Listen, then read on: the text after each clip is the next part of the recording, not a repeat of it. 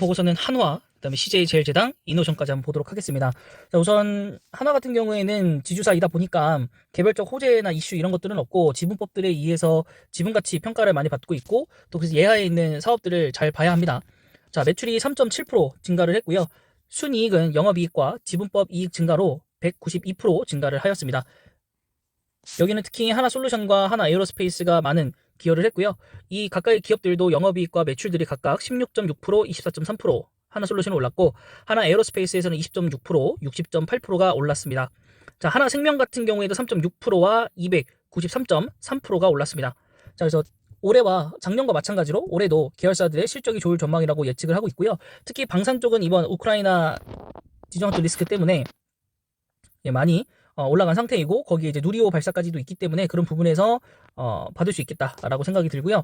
또 여기 말고도 하나 에어로스페이스 또 아래에는 또 다양한 또 자회사들이 있죠. 하나 시스템도 있고 뭐 하나 디펜스, 그다음에 뭐 세트레가이 이런 회사들도 있기 때문에 이런 또 여기에는 지금 나오진 않았지만은 하나 에어로스페이스에 연결되어 있는 또 자회사들이 있습니다. 하나 솔루션도 마찬가지고요. 아직 상장하지 않았지만 하나 큐셀 이런 회사들도 있고 그래서 또 기계와 또 글로벌 쪽으로도 지금 성장을 해 나가고 있는 한화입니다. 자, 21년도 자체 사업 매출은 1.6% 감소를 했지만 영업이익은 글로벌 수익 호조로 인해서 37.1%, 특히 저수익 사업은 축소를 했고요. 그러면서 사업 재편 등을 통해서 경영 효율화와 시황 호조로 증가를 하게 되었습니다. 그리고 질산 생산 증설 계획과 최근 결정한 REC 실리콘 지분 투자는 규모의 경제 실현에 이은 사업 기반 확장으로 시너지를 활용할 수 있는 기회가 될 전망이라고 되어 있습니다. 이 질산에 대한 얘기는 사실 하나솔루션과 관련된 얘기고 이 하나솔루션하고 이거와 같이 관련된 내용은 휴캠스입니다. 전에 올렸던 휴캠스 이쪽 회사와 연결되는 그 문제였습니다. 자, 그래서 하나는 뭐 그냥 꾸준히 그냥 들고 가는 회사. 근데 좀 배당을 좀 많이 하면 주가가 더 좀 많이 괜찮아질 텐데 뭐 그거는 이제 회사의 방침이니까 좀 기다려 봐야 되지 않나 싶고. 자, 다음은 CJ제일제당입니다. 자, 이번에 좀 곡물가, 그다음에 뭐 밀, 뭐 이런 것들이 원자재 값들이 좀 올라가면서 식품주들이 굉장히 좀 안 좋은 상태인데 또 그 식품주들 중에서도 오르지 않는 곡물이라든가 혹은 다른 계열 쪽으로 사업을 하는 회사들은 주가가 꽤 괜찮았고 오히려 올라가는 흐름을 보여줬고 아닌 회사들은 이제 더 또 힘들어지는 그런 시기가 되지 않았나 싶습니다. 자, 일단 대한통운을 제외하고요. 매출액과 영업이익은 바로 4조 1천억 원대이고 영업이익은 3,040억 정도 됩니다. 자, 예상 대비 높은 식품 부분의 원가 상승 부담에도 바이오의 실적이 확대가 예상이 된다라고 되어 있습니다. 자, 그래서 일단 식품 쪽에서는 원가 상승 때문에 가격 인상분을 결정을 했었고요. 주요 제품에 하다 보니까 어느 정도 상승이 좀 되지 않았을까라고 좀 보고 있고, 그래도 시장 지배력과 판촉 경쟁이 완화된 시장임에도 불구하고 좀 다소 보수적인 좀 접근이 필요하다라고 좀 되어 있어요. 그래서 또한 이런 적자들을 줄이기 위해서 B2B 중심으로 한 할인율을 축소를 하고요. 일부 판가도 인상을 하게 되었습니다. 하지만 이런 부담 확대는 3분기까지도 지속될 거라고 보고 있고 아무래도 이게 5월 9일날 좀 종전을 하겠다라는 얘기가 좀 나왔기 때문에 아직도 한 달은 기본적으로 남았거든요. 그럼 이게 나머지가 해결이 되고 정상으로 돌아가기 위해서 시간이 필요한데 그렇게 되면 3분기까지도 피해를 줄 수도 있다라는 결과가 나오긴 합니다. 자, 그래서 또한 이제 해외 식품 쪽에서도 또 이런 비슷한 부분들이 좀 나오고 있어요. 물론 이것들을 상회하는 무언가를 가지고 있는 곳들은 좀 괜찮지만 그게 아니라면 조금 어려울 수도 있을 것 같아요. 네, 그래서 이전 자회사 중에서 또 바이오 쪽 관련된 회사에서는 라이신과 트립토판 등의 사료 첨가제의 높은 계약 단가 반영에 따라서 영업 실적 개선 효과가 일어날 거고요. 4분기 상승한 스포 가격, 그러니까 이게 스포트 가격이라는 게 현물가라고 하더라고요. 네, 현재 이뤄지는 그 가격 및 견조한 시장 점유율이 긍정적이라고 보고 있습니다. 자, 그래서 대두박 가격 상승 시 셀렉타 판가 및 사료 첨가제 수요 증가로 전사의 실적 개선이 주요한 역할이 이어진다는 긍정적인 측면을 보고 있고요. 생물자원 측도 베트남 동가 일부 개선에서 턴 어라운드가 영업 실적에 반영이 될 것이다 라고 나와 있기 때문에 또 마냥 이게 또 안 좋기만 한 건 또 아니에요. CJ제일제당에게는. 그래서 일단 목표 주가는 57만원 선으로 지금 나와 있고요. 그 다음 여기는 55만원으로 좀 잡아놨어요. 그래서 일단은 유지로 좀 잡아놨고, 하지만 주가는 굉장히 낮다라는 거, 굉장히 낮고, 주가가 못해도 일단은 50% 정도 갭이 벌어져 있다. 네, 그 정도 말씀드릴 수 있을 것 같고, 그 다음에 이제 마지막은 이노션인데요. 자, 이노션의 경우에는 이제 차량, 이제 광고 쪽이죠. 제일 기획가 이제 쌍두마차인데, 자, 1분기 이제 성적들이 나왔는데, 매출액은 1,494억 원으로 예측하고 있고, 영업이익은 205억으로 예측하고 있습니다.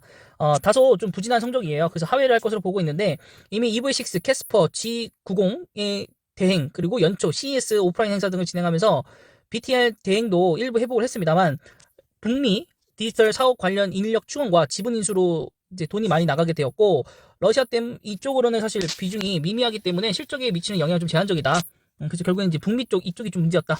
그리고 이제 인수한 회사가 이제 VFX, AR과 VR 같이 할 수 있는 메타버스 기업인 것 같고요. 스튜디오 레논의 지분을 290억에 취득을 했습니다. 47.5%를.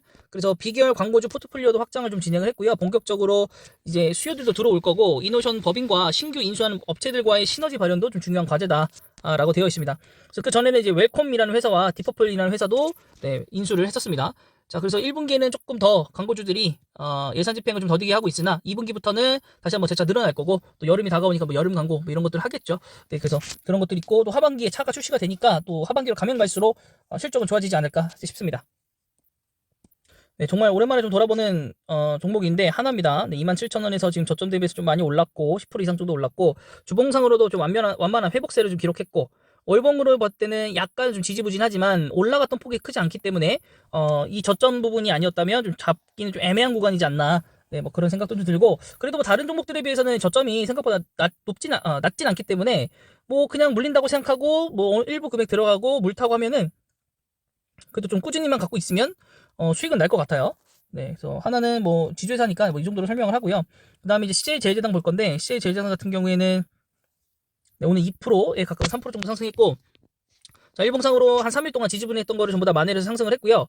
주봉상으로 봤었을 때도 굉장히 많이 떨어졌던 그런 부분들 전부 다 상세를 이미 진행을 한 것 같아요. 자, 월봉으로 봤었을 때도 이렇게 내려왔던 거를 지지를 받고요. 결국에는 바닥권에 좀 올라오고 있다. 네, 근데 이렇게 한번 떨어진 회사들 같은 경우에는 재차 좀 하락하는 경우도 굉장히 많아요.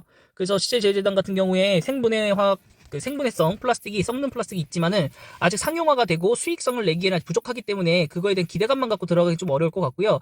지금 뭐 비단 실적이 완벽하게 개선된 것도 아니고 뭐 어마어마하게 어닝 서프라이즈 날 것 같은 것도 아니기 때문에 지금 당장 이 주식이 떨어졌다고 해서 어느 정도 올라왔다고 해서 안심하고 사기보다는 저는 2차 하락이 있을 때까지만 좀 기다려 보도록 하겠습니다. 2차 하락이 있은 이후에는 반드시 올라오지 않을까, 라고 생각을 합니다. 자, 그 다음에 마지막 회사죠. 이노션. 이노션을 보면 이제 제일 기획도 한번 볼게요, 같이. 자, 이노션 같은 경우에 일봉입니다. 오늘 강보합이었고, 저점 대비해서 여기도 한 10% 정도 상승했고, 주봉상으로 빠진 만큼 이미 회복은 좀 했습니다만, 월봉상으로 봤었을 때는 아직도 떨어진 그 상태 그대로이기 때문에 뭐 매수를 들어가 보는 것도 나쁘지는 않을 것 같아요. 다만 한 10% 정도는 추가적으로 더 빠질 수 있다. 그 정도는 좀 노리고 생각을 한번 해보자. 그래서 5만 원, 그리고 뭐 4만 한 7천 원, 뭐 8천 원 뭐 사이에서 한번 더 매수하고 4만 5천 원 정도까지도 기다려 보자라는 거 한번 보시면 될 것 같고요. 그다음에 제일기획까지만 보도록 하겠습니다. 자, 제일기획도 계속 꾸준히 설명드렸던 종목 중에 하나인데, 자, 드디어 주가가 움직이기 시작한 것 같아요. 정말 드디어 움직이기 시작한 것 같고, 여기 지금 전 고점들 지금 다 대기하고 있거든요. 과연 여기를 깨고 올라갈 수 있을까?